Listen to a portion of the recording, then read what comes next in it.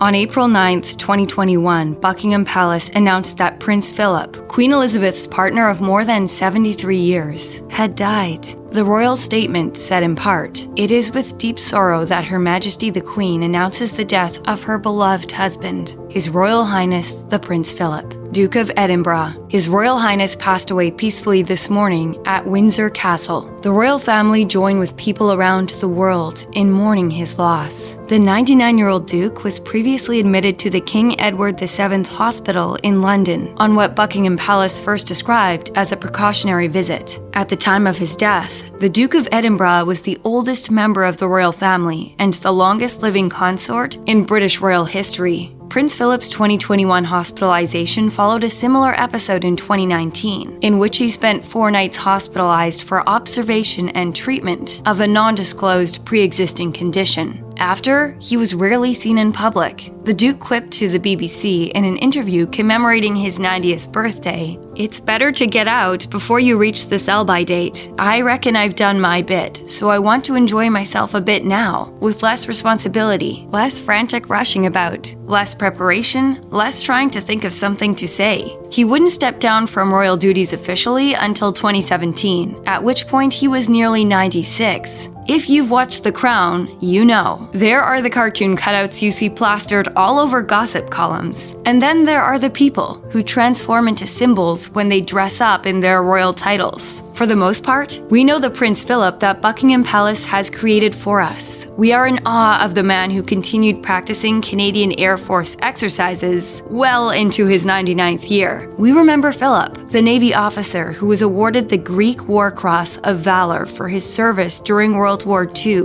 We celebrate the prince as the first royal to cross the Antarctic Circle while on tour with the HMY Britannia in 1957. We admire him as Queen Elizabeth's support system. As Her Majesty wrote on their golden wedding anniversary, "He has, quite simply, been my strength and stay all these years." We've gained glimpses of the man behind the title too, when Prince Philip was not involved in one of 780 organizations or giving one of the 5,493 speeches he gave throughout his royal career. You might have found him reading. Philip Mountbatten apparently had a healthy interest in alien sightings and a collection of books dedicated to the subject. And he had a passion for architecture. Design, he once admitted in an interview, makes life worthwhile. It makes it a positive experience rather than just having to struggle through it. We know too that Prince Philip was a dedicated letter writer. Perhaps you've read the letters which he once sent to Princess Diana. "I cannot imagine anyone in their right mind leaving you for Camilla," he purportedly wrote, referring to Charles and Diana's relationship.